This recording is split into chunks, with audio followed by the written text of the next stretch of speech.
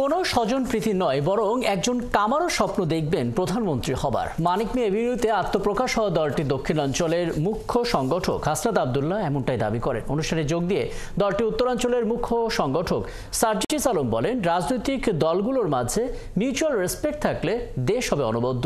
দলটি আত্মপ্রকাশের দিনে লাখো মানুষের ঢল নেমেছিল রাজধানীর মানিক মিয়া এভিনিউতে। রাশেদ আনিস জানাচ্ছেন বিস্তারিত। শুক্রবার ছুটির দিন দুপুরের পর থেকেই স্লোগানে স্লোগানে উত্তাল হয়ে ওঠে জাতীয় সংসদ ভবন এলাকা। নতুন বাংলাদেশ গড়ার স্বপ্ন নিয়ে দেশের নানা প্রান্ত থেকে সংসদ ভবনের সামনে নামে মানুষের ঢল।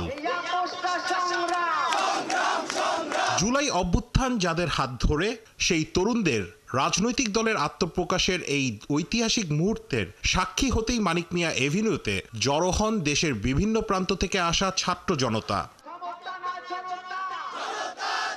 বিকেল 4:20 প্রথমে কোরআন তিলাওয়াত, পরে গীতা, ত্রিপিটক ও বাইবেল থেকে পাঠের মাধ্যমে শুরু হয় নতুন দলের আত্মপ্রকাশের আনুষ্ঠানিকতা।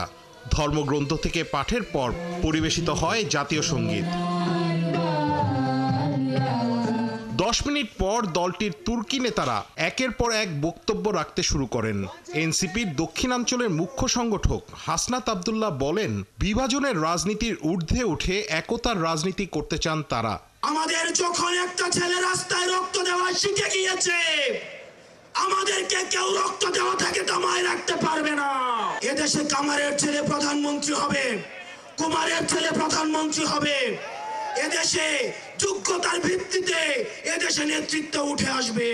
আর নতুন দলের উত্তরাঞ্চলের মুখ্য সংগঠক সার্জিস আলম হুঁশিয়ারি দিয়ে বলেন, নতুন প্রজন্মকে আগাতে না দিলে বড় দল স্বৈরাচারে পরিণত হবে। আমরা অনুরোধ করি, বাংলাদেশ পুলিশ নামক যেই প্রতিষ্ঠানটিকে খুনি হাসিনা ধ্বংস করে দিয়েছে, সেই প্রতিষ্ঠানটি যেন কাজের মাধ্যমে তার গৌরবটি আবার ফিরিয়ে আনে। দলটির অন্যান্য নেতারা বলেন, দেশের নেতৃত্ব দিবেন কৃষক, শ্রমিক, দিনমজুরের সন্তানেরা। সামনের বাংলাদেশ হবে ঐক্যের, প্রশান্তির। প্রতিযোগিতা থাকবে, তবে দেশের প্রয়োজনে এক থাকবেন সবাই। নতুন দায়বদ্ধতা নিয়ে আমরা রাস্তায় নামছি, আপনাদের কাছে আসছি। আমরা আজীবন আমৃত্যু সেই দায়বদ্ধতা পালন করে যাব। আগামীর বাংলাদেশ গণতন্ত্রের বাংলাদেশ হবে। আগামীর বাংলাদেশে তরুণরা নেতৃত্ব দিয়ে চাঁদাবাজ দখলদার মুক্ত বাংলাদেশ কায়েম করবে। আমরা যাতে আর কোনো ভেদাভেদ না দেখি, ঐক্যবদ্ধভাবে বৈষম্য বিরোধী ছাত্র আন্দোলন এবং জাতীয় নাগরিক কমিটির যারা রয়েছেন তাদের কাঁধ মিলিয়ে আপনারা যুদ্ধ করবেন।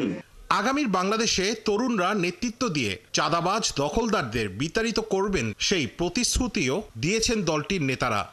16 বছরের ফ্যাসিস্ট সরকারের পতন যাদের হাত ধরে জাতীয় নাগরিক পার্টির নতুন দলের গুরুত্বপূর্ণ পদে আছেন, তাদের অনেকেই কাঁধে কাঁধ রেখে রাজপথে লড়েছেন নতুন দেশের জন্য। এবার সেই নতুন দেশের স্বপ্ন বাস্তবায়নের জন্য রাজনীতির মাঠে তারা এক হয়েছেন।